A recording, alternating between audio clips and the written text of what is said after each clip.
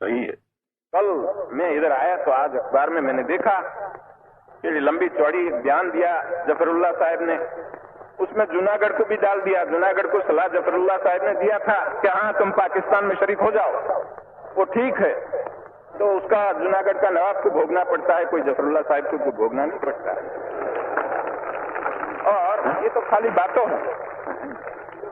जूनागढ़ का तो फैसला हो गया, अभी उसमें कोई चीज बनने वाली है नहीं। यूनो में जाओ, दुनिया पार जाओ, उसमें कोई चीज नहीं बन सकती, वो तो हो गई बात। अब जो जफरुल्लाह साहब कहते हैं कि जूनागढ़ तो यूनो में जाएगा, यूनो में क्या जाएगा? आज कश्मीर में यूनो में गए हैं हमारे तरफ से, क्यों गए? हमें तो इस तरह से कहा कि भाई ये पाकिस्तान खुली लड़ाई करे तब तो अच्छा है, लेकिन खुली लड़ाई नहीं करते हैं, अपने आदमियों के पास लड़ाते हैं, अपने वहां से सारा सामान देते हैं, अपने वहां से सब हथियार देते हैं, अपने वहां से जितना सामग्री चाहिए पूरी देते हैं, अपने वहां से रास्ता देते हैं। तो उससे तो खुला लड़ाई करे तो अच्छा है, न करे तो हम दोनों उसमें पड़े हैं तो ठीक है, यूनो के पास जाओ, जाके वहां से कुछ हो न हो, लेकिन वहां हम कहां तक बैठ रहेंगे? इस तरह से हम बैठ नहीं रह सकते। तो कश्मीर का मामला तो अलग है, जूनागढ़ का मामला अलग। जूनागढ़ यूनो के पास जा नहीं सकता, क्योंकि जूनागढ़ कहते हैं कि आपने भी रास्ता दिया था। हमने किसको रास्ता दिया था? हमने किसी को रास्ता दिया नहीं। वो जो जूनागढ़ के लोग थे, उन लोग अपने रास्ते से जाते थे, वही रास्ते गए, उसने हमने किसी ने रास्ता दिया नहीं, और हमने न कोई चीज उसको दिया, कोई न साथ दिया। और जूनागढ़ में एक मक्खी भी मारनी नहीं पड़ी, किसी के ऊपर कोई हथियार चलाना ही नहीं पड़ा, फिर क्या रहा? और खुद दीवान ने खुद आके कहा कि मेहरबानी करके हमारी हुकूमत ले लो, हम नहीं चला सकते, और नवाब वहां उठ के भाग के कराची जाकर बैठ गया। फिर जूनागढ़ की बात क्या करते? तो ये चीज तो हो गई। हाँ, हमने एक फैसला किया कि भाई ये रियासतों में हमें एक काम करना चाहिए, कबूल करना चाहिए कि जैसा रियासत के लोग चाहे ऐसा करें। तो जैसे लोगों का लोकमत हो, इस प्रकार करना चाहिए। तो लोकमत जैसा हैदराबाद में हो, कश्मीर में हो, हर जगह पर हो लोकमत, इस प्रकार का करो। हमें कोई फैसला करने में इतराज नहीं है। लेकिन यदि कश्मीर में जो चलता है इस तरह से चलता रहे तो फिर लोकमत करने की क्या जरूरत? हम लड़ाई करके कश्मीर को ले ले तो फिर लोकमत की जगह कहां रही? तो हम तो कहते हैं कि आज भी प्लेबिसाइट से करो, लोकमत लेके करो, लेकिन हमारे पास आकर हमारा सिपाही मरते रहे, हमारा पैसा खर्च करना पड़े, और हमारे गांव के गांव जलाए जाए, और वहां हिंदू और सिखों को तबाह किया जाए, तो फिर आखिर लोकमत का रहा? फिर तो आखिर हम बंदूक से ही लेना हो तो लेंगे, और क्या करेंगे? दूसरी तरह से नहीं हो सकता है। तो नहीं, लेकिन हमने एक बात साफ की कि कश्मीर की एक तसु जमीन हम छोड़ने वाले नहीं है, कभी नहीं छोड़ेंगे। तो अब दूसरा आपको ये समझना है कि ऐसी जब नाजुक हालत में हम पड़े हैं, इस समय पर हमको क्यों तंग करते हो आप? ऐसी जब हिंदुस्तान की हालत है और दुनिया की हालत भी ऐसी है, देखो ये बत्ती पड़े, ऐसी जब हिंदुस्तान की नाजुक हालत है, तब हमें क्या करना है? इस नाजुक हालत में हमें हमारी सरकार, हमारी हुकूमत है, उसको ठीक नहीं करेंगे और उसको साथ नहीं देंगे तो हमको नुकसान होगा। इसलिए आज जिस जगह पर प्रांतों में हमारी हुकूमत बैठी है, उसको साथ देना चाहिए। तो मैं, इतने लाखों आदमी आप जमा हुए हैं कलकत्ता में, तो मैं आप लोगों को बड़ी अदब से कहना चाहता हूं कि सुनिए, आवाज न कीजिए,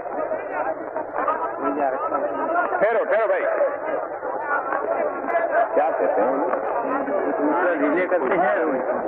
ठहरो, कोई गड़बड़ नहीं करो।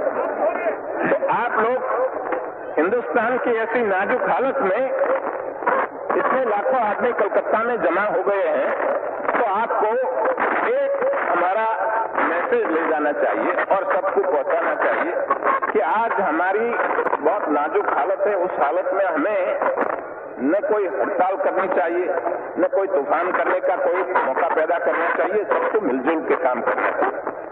अब कई लोग कहते हैं कि भाई इधर हमारे सेक्युलर स्टेट चाहिए, हिंदुओं का राज, कौमी राज नहीं होना चाहिए। कौन कहते हैं कौमी राज बनाओ?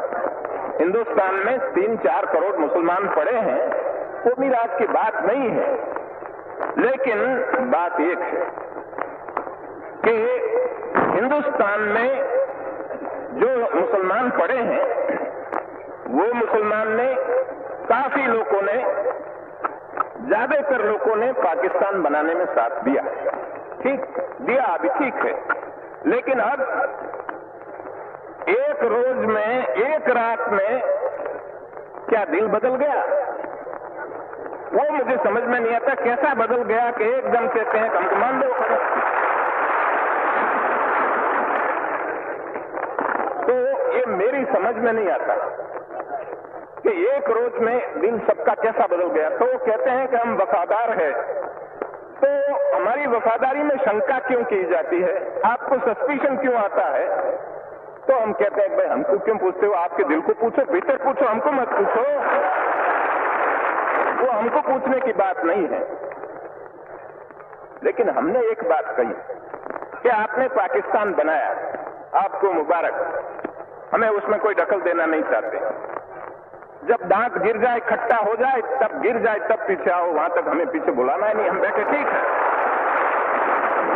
कोई कहते हैं कि हम आखिर पाकिस्तान और हम एक हो जाए। मैं कहता हूं कि मेहरबानी करके ऐसी बात न करो, वहां बैठे रहने दो, उससे बहुत नुकसान है, वहां बैठे रहने दो, करने दो उनको, पाकिस्तान अच्छा बनाने दो। पाकिस्तान जब स्वर्ग बन जाएगा, हमको उसकी ठंडी हवा लगेगी, ठीक है, अच्छा। तो आप लोग क्यों ऐसा कहते हो? उनको शंका पैदा होती है, ऐसी बात हम क्यों करें? मजबूत बनाओ, तगड़ा बनाओ पाकिस्तान, हमारा पड़ोसी मजबूत होता तो बहुत अच्छी बात है, तो हमको कोई नुकसान नहीं है, वो ठीक है। लेकिन बहुत दफे ऐसा कहा गया कि पाकिस्तान मिटाने के लिए, उसको बर्बाद करने के लिए हमारे दुश्मन लोगों ने कॉन्स्पिरेसी की। मैं पाकिस्तान के लीडरों को बार बार कहना चाहता हूं कि पाकिस्तान का कोई भी दुश्मन हो और कोई भी कॉन्स्पिरेसी हो तो पाकिस्तान में पड़ी है, बाहर कोई नहीं है, वहां भीतर पड़ी है। जितने दुश्मन है वहां सब, इधर कोई नहीं है। हम उनका कोई बुरा नहीं चाहते हैं। क्यों हम बुरा चाहें? हमने राजी खुशी से तुमको दे दिया कि जाओ तुम पाकिस्तान बनाओ। लेकिन यदि ये हमारी आंख में धूल फेंकने के लिए कोई आवे तो हम कहते हैं कि इस तरह से हम नहीं चलने देंगे, ये काम नहीं चलेगा। हमारा हिंदुस्तान बाकी का है, उसको छोड़ दो, बाकी हिंदुस्तान को उनका काम करने दो, उसमें आप दखल न दो, तो हम आपके काम में दखल नहीं देंगे। तो आप देख लीजिए, हमने फैसला किया तो जितनी चीज थी उस चीज में उदारता से हमने उनको जितना इनका हिस्सा था उससे ज्यादा भी देने के लिए हमने कोशिश की। लेकिन जब हमने उनका रुपया देने का किया, उस समय पर हमने कहा कि आपको यदि 500 करोड़ रुपया चाहिए और इतना हिस्सा हमारा चाहिए तो हम देने के लिए, आपका हक हो न हो, ज्यादा हम देने के लिए भी तैयार है। लेकिन मैंने लिख के दिया था कि यदि ये रुपये से गोली चलानी हो कश्मीर में तो हम इस तरह से रुपया नहीं देंगे। हाँ, तुम्हारे में ताकत हो ले जाओ, ठीक है, लेकिन हम खुशी से रुपया तो तब देंगे कि जब ये फैसला सब हो जाए तो आपका रुपया है, हम उसमें कोई दखल नहीं देंगे। हमने आपके साथ मिलके एक फैसला किया तो एक कंसेंट डिक्री है, ये तो कोर्ट में जाना न पड़े, लेकिन आपस में बैठ के हमने फैसला कर दिया। तो तुम्हारी डिक्री कब बजेगी? जब ये हुक्मनामा तो तब बजेगा कि जब हमारा फैसला हो जाए, तो कश्मीर का फैसला हो जाए, उस रोज पैसा ले जाओ तुम्हारा। इस तरह से हम जब कहते हैं तो कि हमारा पैसा नहीं देते हैं और वो कुछ अपने जो फैसला किया उसमें से पलट जाना चाहते हैं। हमें कोई पलटने की हमारी नीयत नहीं है, होती तो हम करते क्यों? जाओ कोर्ट में करो, हमने हमने इस तरह से काम नहीं किया। तो हम बार बार इन लोगों को सुनाना चाहते हैं कि तुम्हारे साथ हमारी कोई बुराई नहीं, न बुराई करना चाहते हैं, तुम्हारे साथ हमें कोई झगड़ा नहीं करना चाहते, लेकिन आप मेहरबानी करके हमको पड़े रहने दीजिए, हमारा काम करने दीजिए।